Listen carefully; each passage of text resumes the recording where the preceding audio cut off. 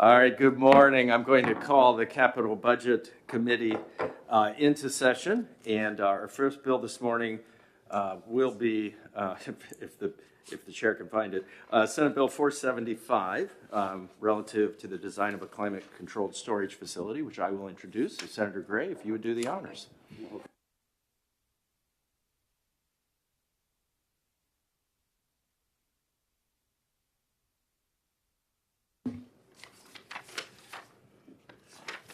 And we have before us the prime sponsor, so if he would introduce himself and the bill.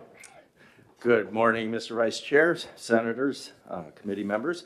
Dan Innes from Bradford, New Hampshire, representing District 7. And it's my pleasure to sit before you this morning to introduce Senate Bill 475. It's a pretty straightforward bill. As you may know, and I know Senator Gray, you went on the tour with us of the existing library. There's certainly an opportunity, perhaps, to better utilize the state library right here in the center of town. And one thing that would be necessary for that to happen would be a new storage space for some of the library collections. Presently, the collections are stored in I'd call it somewhat climate-controlled environment.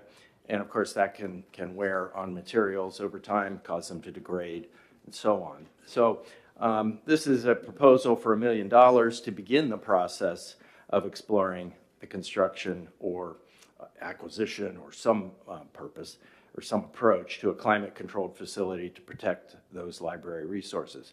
We have the library director here today, and I believe she'll be testifying and can answer your questions in great detail, but I'm happy to take questions if there are any. Thank you. Committee members, do you have any questions?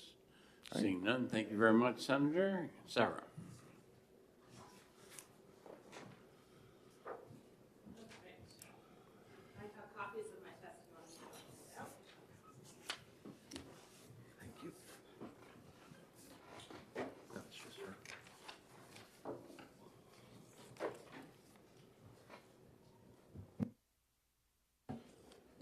Good morning.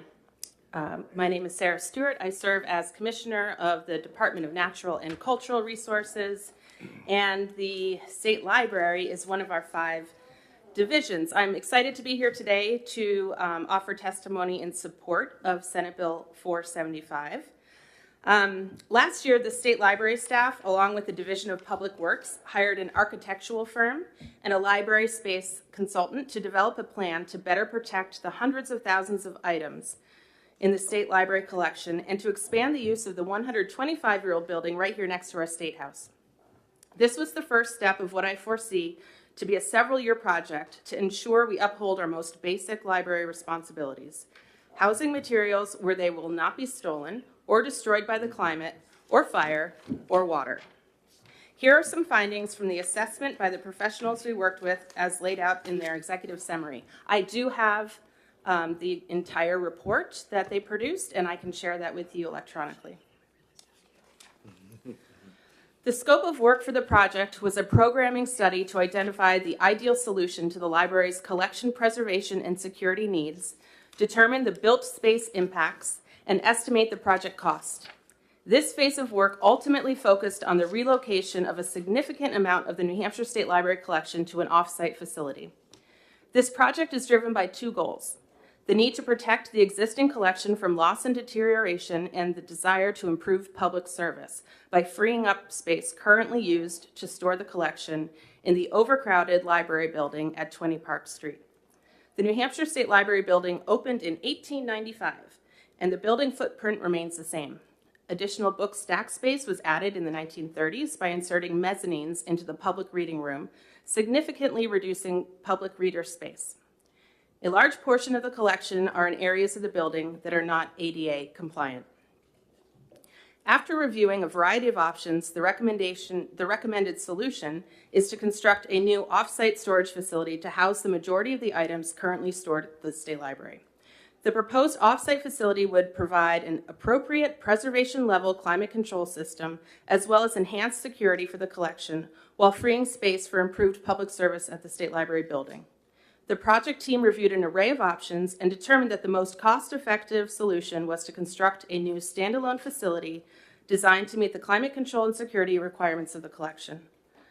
The proposed building is 12,000 square feet, single-story, and provides appropriate climate control and fire suppression systems, a secure perimeter, an interior vault, modest workspace, a small public reading room, and a loading dock with a weather protection canopy. The site currently being considered is adjacent to the State of New Hampshire's Division of Archives and Records Management building. This location facilitates further cooperation between the archives and the library and takes advantage of state-owned land that is currently available. The project requires multiple cost centers, one for the design, construction, and equipping of the new facility, a second for the moving of the art collection by a professional library moving company from the State Library building to the new facility, and possibly a third or fourth for furniture and technology. The estimated total project cost is just over $10 million. Today, we are seeking your support for enough funding to move the project with the design phase. If approved, I envision gathering various thought leaders and stakeholder groups together while the design phase is taking place to develop an achievable funding plan for the actual construction, moving, and reimagining the expanded public space once the materials are safely relocated. The New Hampshire State Library is home to a rare copy of our Declaration of Independence. There is a Nuremberg Chronicle, an encyclopedic biblical account of human history written in 1493. Archival documents from the American Revolution, the personal effects and papers of former governors, as well as artwork, rare books, and more. This collection began when the State Library was first established in Portsmouth in 1717. It is our responsibility to not only protect these items, but to provide access to them, and currently we are not able to do this properly. The building that contains all these items is an antique itself. Built in 1895, there is no achievable climate control on site. Remedies have been attempted. We have been trying to stop water penetration in one area of the building for 15 years. We have cordoned off sections of the building to attempt targeted air conditioning, and these patchwork efforts are temporary and unwelcoming. With your support, we can move beyond a whack-a-mole strategy that limits our ability to invite the public to engage with what is rightfully theirs. There are many successful models throughout the world where collections are properly stored off-site, and the public space is utilized as it should be, drawing people of all ages into the world of learning and engagement. The State Library building should be an attraction for all, and our request today is for an investment in making space for the preservation and enjoyment of New Hampshire's cultural heritage. Thank you very much. Thank you very much. Questions? Senator Waters. Thank you, Mr. Chairman. And, thank you, Commissioner. I'm thinking maybe 15 years ago when I was on the Historical Society board, and I think it was Michael Sununu, maybe David Suter, and I and some others looked at building a joint storage facility that would be not only for the Historical Society, but potentially for the state and for other areas as well. Have you, in this project, have you looked into the possibility that others might want to partner in this facility and put their collections there? Thank you for the question. Anecdotally, I know there's a need around the state. Strawberry Bank is a specific example that is looking for additional storage space. So I do think there's a need. Have I spoken directly with outside organizations to partner on this project? I have not yet, although Bill Dunlap has been participating in a number of meetings where we have discussed this. In fact, he helped us with the interview process for our new state curator, so he's very well aware of what we're trying to accomplish. So I don't want to speak for him.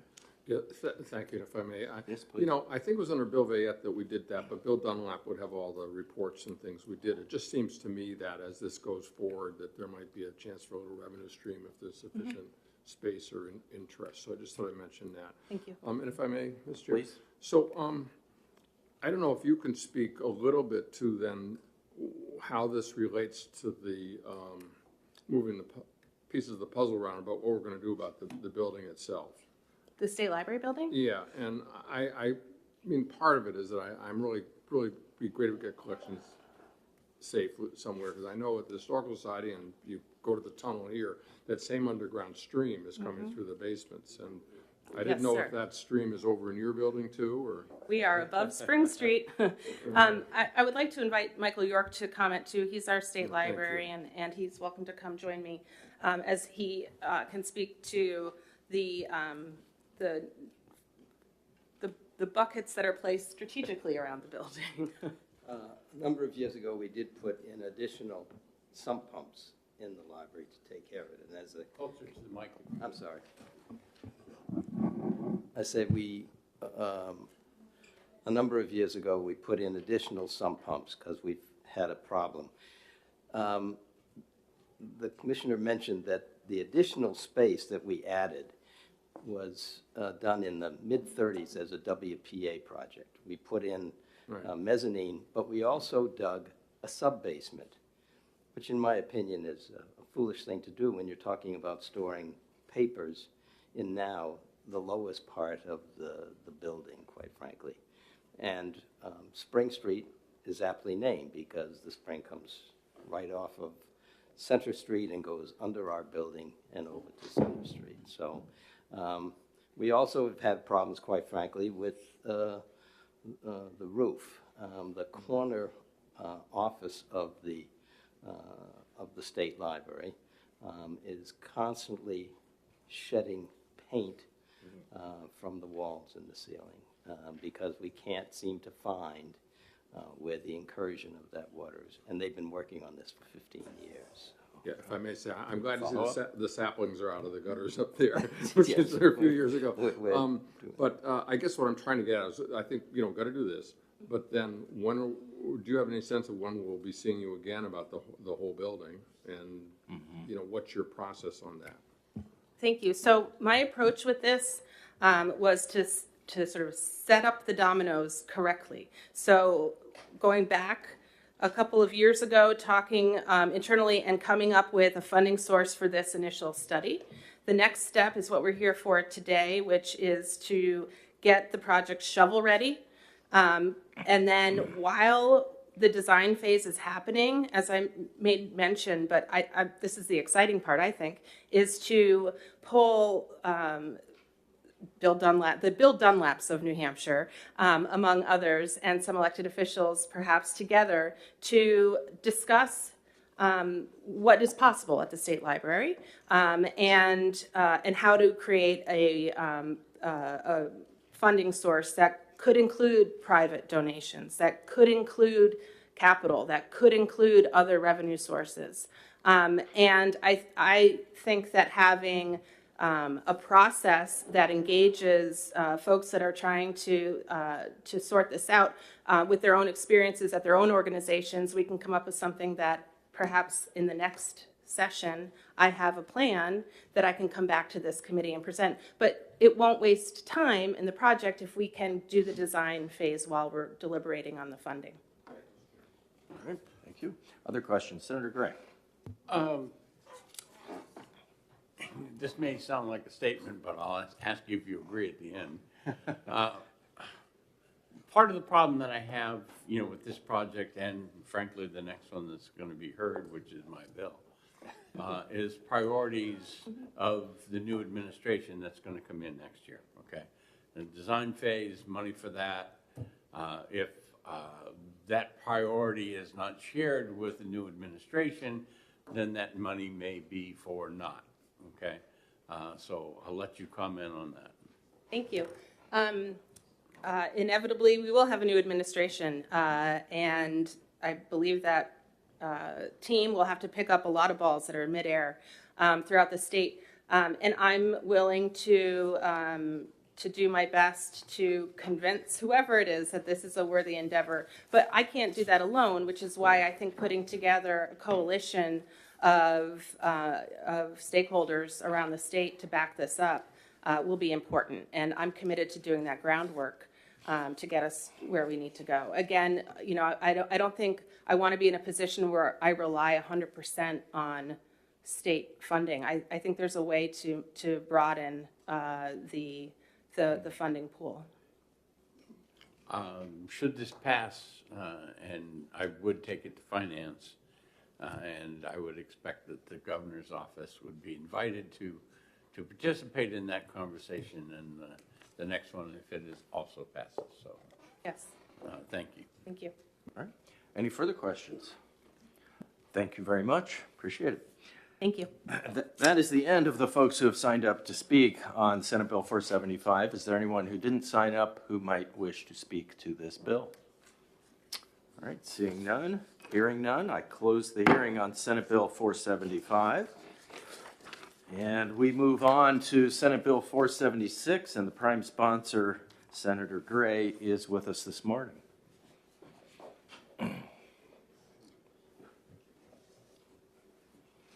Good morning, Senator. Thank you. And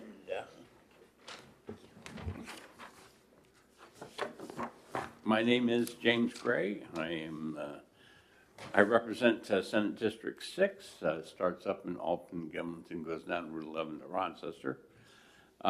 Today, introducing Senate Bill 476, making capital appropriation to the Department of Corrections towards the replacement of the New Hampshire State Prison for men.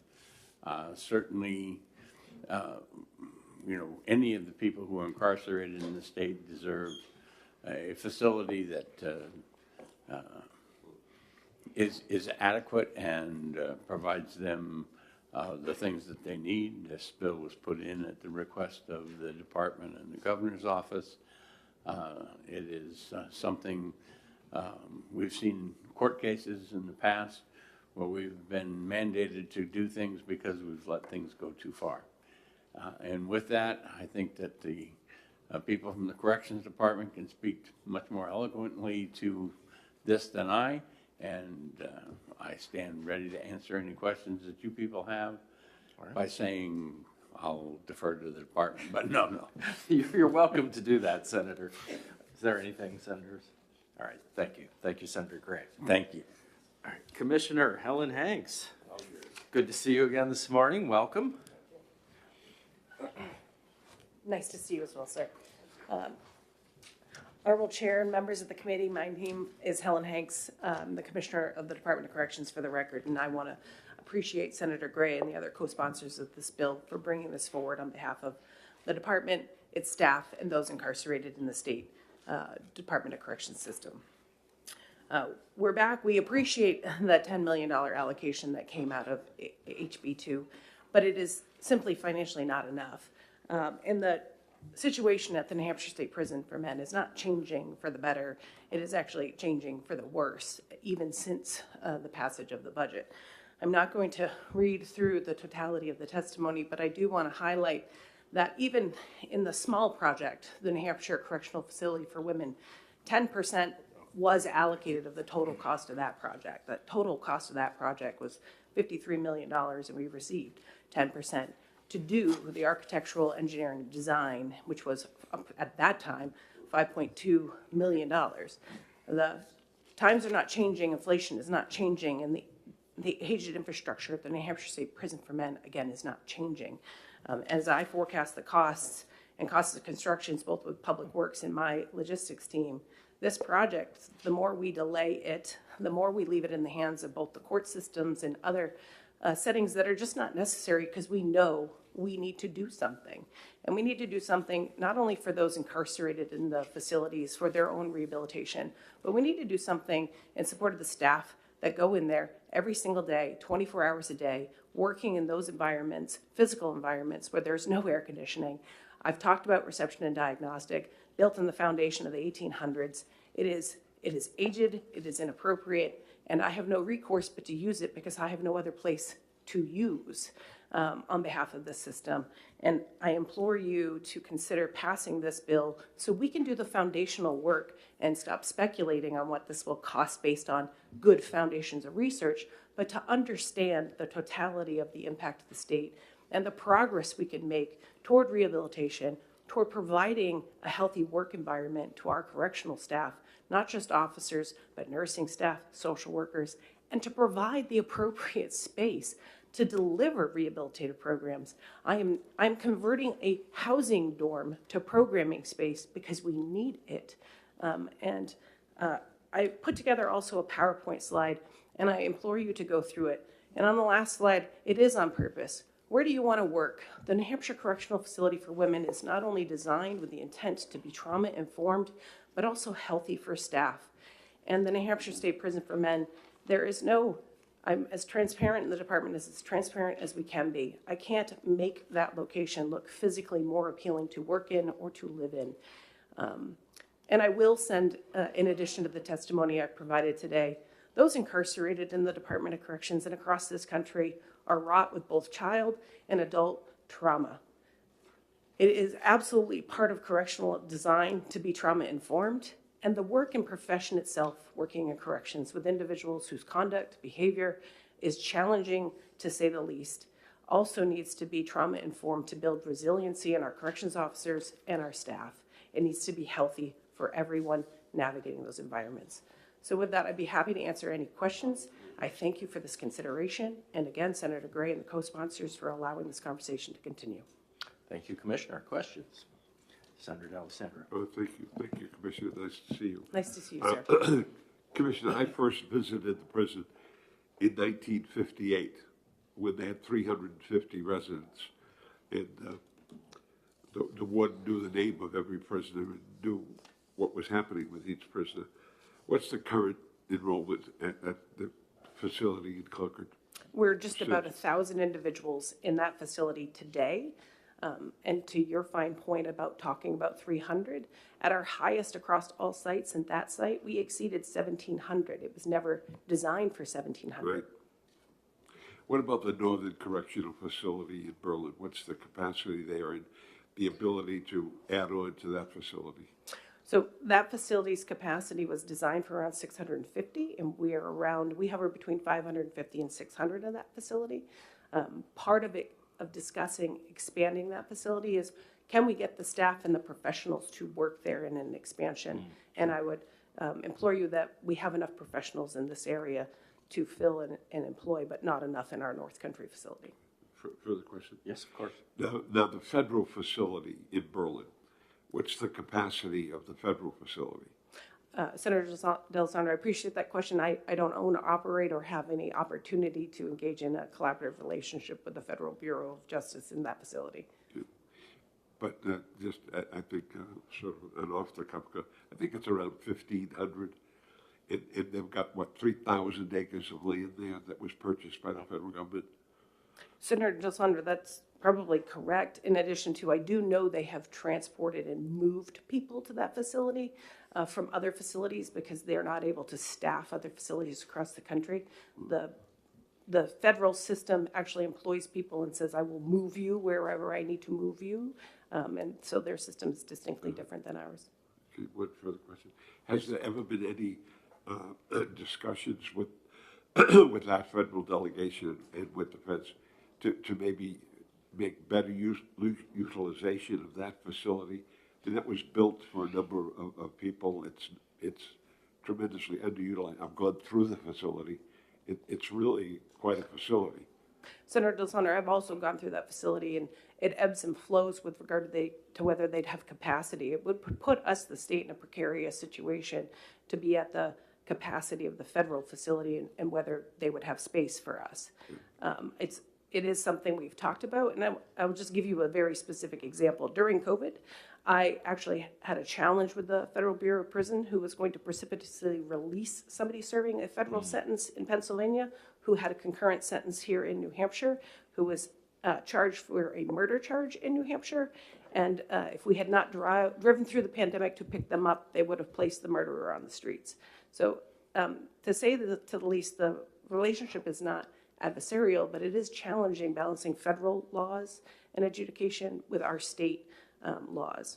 Sure, I understand that, but we have a grossly underutilized facility in the North Country, built with taxpayers' money, continually appropriated money.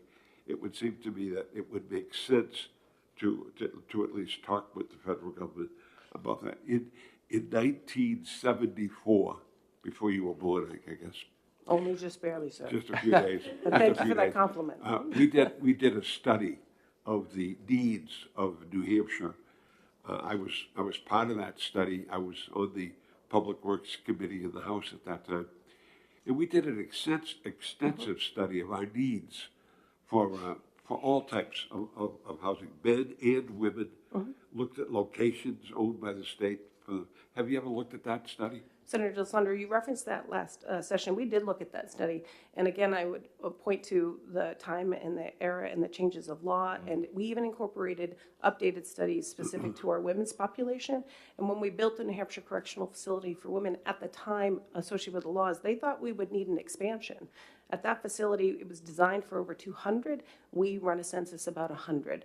So I think it's important to note that any design and survey has to be current to the times, to the speculations and trending within the legislature around sentencing. And to your point again about the North Country, I want to be careful to point out we have thousands of people who are family and loved ones of people incarcerated, and asking all of them to drive to Berlin, New Hampshire is just fundamentally unfair. Yeah, sure, I understand that. But the fact of the matter is, we built it there. We, sir, the federal government built it there, Well, we and built- it we- ebbs built- and flows in the right, utilization. And we built the Northern Correctional We Facility. We did, also. and we're maximizing the use of that. Senator, I think we'll talk about this maybe further in executive session, if Right. that's all right. Okay, Are there thank you. any further questions? Senator Waters. Thank you, Mr. Chairman. Good to see you, Commissioner. Nice to see you, sir. So a couple of things. You outline here the needs over the next 5 years for rather substantial work. And Yes. I can't calculate in my mind, in my time in this capital budget over the last several terms, how much we've appropriated for the men's prison just to kind of keep the roof from leaking and do a few other things. Right. Is it your sense, though, that no matter, given the timeline of potential building a new prison, that we're gonna have to spend that $150 million anyways on the old building? Or if we start to commit to the new building, can some of those be held off so that we're not spending money on a building we're gonna tear down? Senator Waters, I really appreciate your question. We are being incredibly mindful with that question. And the kitchen is a perfect example. We are trying to stage the use of capital budget appropriations with a 10-year marker in mind, with the hope and aspiration that we would be moving into a new replaced facility. Because the kitchen project, if we actually completely renovated it and did a new facility, already exceeded the appropriation. So they want us to consider $11 million versus the approximately $4 million we have appropriated. So we're building a mobile kitchen and making modifications to the physical plant with a 10-year scope. And then we're also mindful, when you repair a roof, we're repairing a roof, so it will meet the Public Works standard of 30 years. But I'm just gonna say, the campus-style layout and the way that facility is designed in Concord is not staffing efficient, and I can only do so much. But we are trying to be mindful that we don't want to be investing new money after good money after bad money into infrastructure that really just not going to sustain more than 10 years. If I may, I guess what I'm trying to get at is that if we start moving forward on the replacement building, could we have some sense from you as to therefore how we could save some of the repair and essential, the things that you outlined? I mean, you've got it in this, Yes. this report that here's this, here's that, at 150 million. Well, if we are heading this direction, what happened to that number? So I think that'd be helpful for us. I'd be happy to do that for you, sir, in the. And if in I the may, training. Your question is, can we yeah, defer some of that, right? So, I haven't had time to look at what the other states are doing in terms of reduction of the population of incarcerated folks. I just happened to see, because they were proposing some funding down in Massachusetts, that they had reduced their incarcerated population by 50%. And I wonder what your sense is, looking towards the future, about are there ways in which we might in fact see a reduction of our incarcerated population and therefore be able to plan a facility that is right-sized? Senator Waters, that's a great question, and just proud of our state in general. We've already created a greater than almost 30% reduction over the last 25 years, and in the last 10, more pointedly so, because of the work around specialty courts and diversion and all of those activities. And then, as the chair of the Governor's Commission on Mental Illness and Corrections, I'm working with the Council of State Governments to understand our parole violation rate. The rates of parole violation are actually low to the total caseload, but for the population in our facilities, more than 42% are there because of parole violations. And that work is ongoing right now and can then help inform those future next steps that I could recommend to the legislature to do just what you're talking about, because that is the primary driver. New crime admissions is not the primary driver. It is literally the activities and adverse criminogenic activities happening on parole. So we're working this in parallel, sir. Absolutely trying to understand what can we do as a state to reduce that, continue to reduce that parole violation rate, thus not building an oversized facility that we don't need to invest in. Thank you. You're welcome. Thank you, Mr. Chairman. Thank you, Senator. Any other questions? All right, thank you very much. Thank you. Appreciate your time this morning. Appreciate yours as well. We have Joseph, and I'm going to try to get this right, Lescaze, from the ACLU of New Hampshire. Good morning, sir. Good morning. Good morning. Good morning, members of the committee. My name is Joseph Lescaze. I will be representing the ACLU of New Hampshire in opposition of this bill as written. I myself am formerly incarcerated. I've spent several years at the Department of Corrections in New Hampshire, so I do want to start off by explicitly saying the opposition to this is not because we are looking, our position is not to avoid helping the individuals who are currently incarcerated with the conditions that they are under. I think that is something that we should actually be focusing on, because we cannot expect individuals who are currently incarcerated under the conditions that they are to achieve self-actualization or even be able to really to focus on what they need to do when they're living in conditions that is pretty deplorable.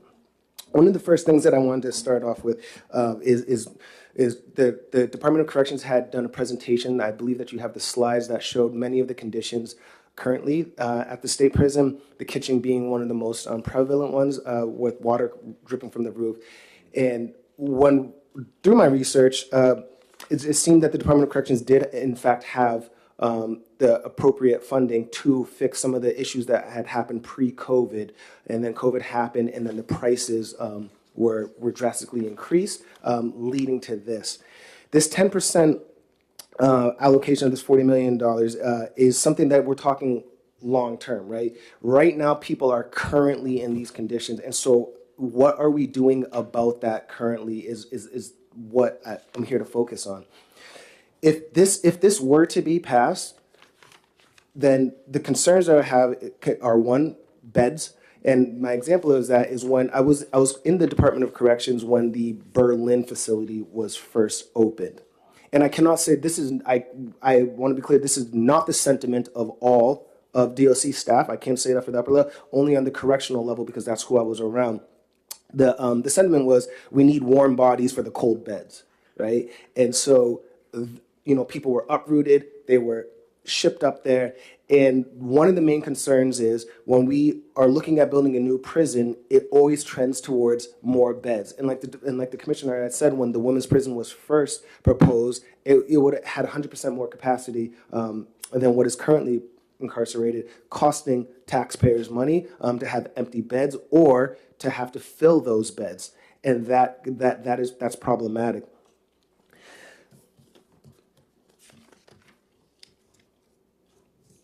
The other issue is if this were to go forward, then the other concern that would need to be addressed is involving the healthcare system there. Making sure that there's appropriate healthcare system for individuals, as well as lighting and programs for their rehabilitation would be a main concern that we want to make sure that was what was ruling kind of the move towards this. Other than that, Like I said, the conditions are what people are currently going through, and focusing on that instead of something that could take place 10 to 15 years down the road, I think should be more of a concern for the people that are going to be coming out each year. And with that, I will end my testimony, and I'm happy to accept any questions that you have. And one thing I did just want to point out real quickly, that Senator Waters, you did make an excellent point, is when it comes to Massachusetts and reducing their system, New Hampshire, like the commissioner said, has been trending down in reduction in population. And so that should be something that we're thinking about. Is there a way that we could save money by fixing the current facility with the people there to save, instead of having to build it for however many beds, the legislator would propose? Okay, are there questions? So let me ask one. Sure. If you were to rewrite the bill, how would you write it? That's a good question. If I was to rewrite this bill, what I would do, I would first try to look at what is the totality of the cost of the current areas in the DOC that needs to be fixed. Then I would start with having it rated in I guess urgency. The kitchen being one of them. I would take a look at that, and then what I would look at is, if the kitchen was fixed, if we were to appropriate money to fix this kitchen, can we do a one-time fix? Is this something that we can do that we're not going to be looking at this 10 years down the road, 15 years down the road, or not? That would be one of the first things that I would try to start doing. And I would go through it like that, and then start looking to see if this is able to be done. How can we do that? And really not allowing the state to be taken advantage of by construction companies that want to jack the prices up for things to do because of the pandemic. Any other questions? All right, thank you very much. Thank you. Appreciate it. Is there anyone else that would like to speak on Senate Bill 476? All right, seeing none, I'm going to close the hearing. And let's Move take, to go into executive session? well, I was Or you going to want a break suggest a first? short recess. Yes, if we could do that. So Okay. I'm going to put us into recess for 5 minutes. We will return. You did. Could we maybe talk real quick?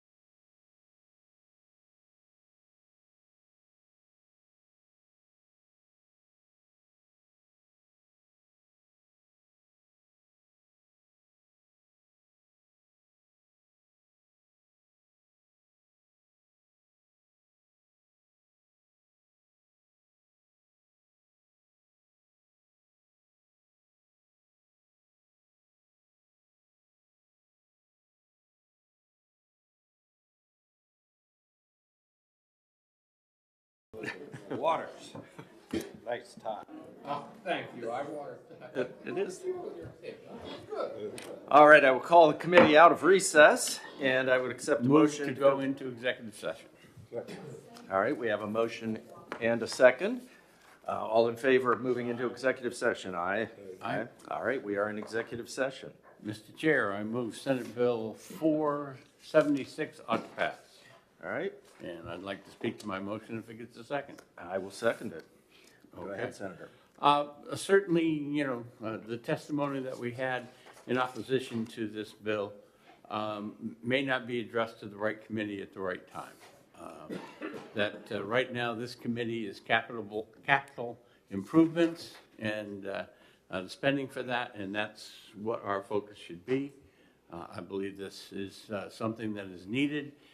If money needs to be spent for other improvements to the existing facility or other changes, that should be taken up through other areas of the budget, and therefore I will support ought to pass to get this on the floor. And as I said before, both this bill and the other bill, if they do pass the Senate, I intend to take them into finance where additional comments can be made. Okay, thank you, Senator. Additional comments? Anyone? All right. We've been playing around with this issue for a long time. I've been dealing with it for 50 years. Okay, I visited the prison 50 years ago. When I was in college, I visited the prison. I was on a study commission in 1973. We're still living under the Lammon's decree at the prison, so we haven't satisfied the federal courts as far as that's concerned. These problems about physical changes have been coming up over and over again. We put money in, and we still have problems. So, is the recidivism rate, is that the real problem? Is the problem that what we have done hasn't been satisfactory? That's another problem. We did build a women's prison adjacent to the men's prison because we had a dump in Hooksett, which we got on the cheap because we got that from the county. And we rented that from the county, and there was a big deal about that. How we paid for that was based on appraised value of the facility. That's how the rent was established. So that changed on an annual basis. So we always try to get the things done, I think, without looking at the big picture. I'm not sure this is a big picture item that it has to be dealt with. I understand that, but I'm not sure this is the way to do it. Okay. That's all. That's my opinion. Thank you, Senator. Any further discussion? All right, we have a motion about to pass with a second. Are we ready? All right, all in favor? Aye. Any opposed? Opposed. All right, so 4-1. I'd be happy to take it out. If you would, that would be wonderful. Thank you, Senator. All right, next up is Senate Bill 475, my bill, and I will make a motion about to pass. Second? Oh, We have a second. Senator D'Alessandro wanted a second. All right, we'll give it to I'll the certainly Senator defer to Dee. him in a bipartisan effort. All right. This is a bill that I brought forward on behalf of the state library. I think it's important. You know, when we heard in testimony the historic nature of some of the collection, history is important, and maintaining that history in good condition for future generations to use, I think, is critical to the advancement of a learned society. So this comes from my heart. You know, libraries are important. Protecting the collection is critically important, and I think this is a step forward. If you've been through the library or been to it recently, you know the conditions that the collections are facing there are suboptimal at best, and cause degradation of the collection at worst. So I do hope we can push this forward. Senator Dee. Well, I think it makes a lot of sense. There are two things that we should consider. One is we've spent money trying to fix the library building and haven't been successful. The problems that we tried to fix are still there. That office, is it occupied? No, we've got an office that we can't even occupy. Right. And I know we've tried to take care of that wall over and over again. And I think some of the rare articles that we have to be protected. That's the history of our state. Some have a real situation as it relates to the history of our country.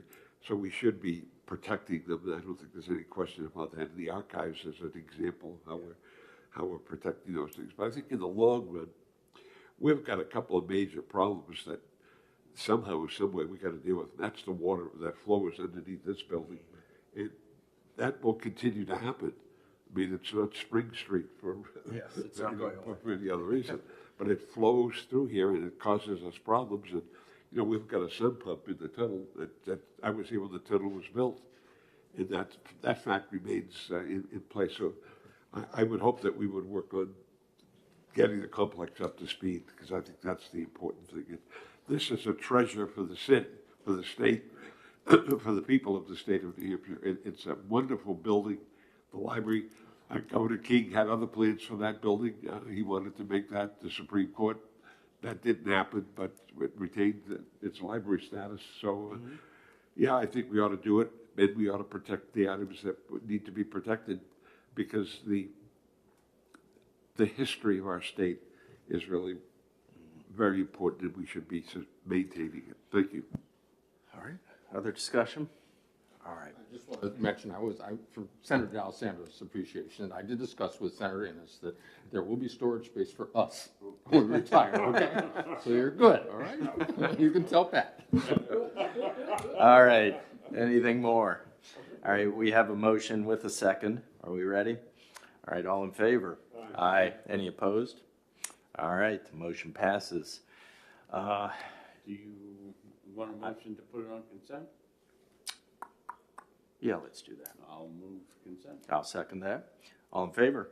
Aye. Aye. Any opposed? We're on consent. All right. And Senator Ennis, are you going to be taking that one out? I will take that one out, Senator Gray. Thank you so much.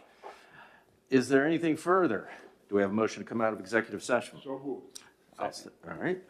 All in favor? Aye. Any opposed? All right. With no further business, I call the committee adjourned and thank everyone for being here. President Bradley. Yes. I'm going to catch you for a moment. Okay. Want me to come to your office?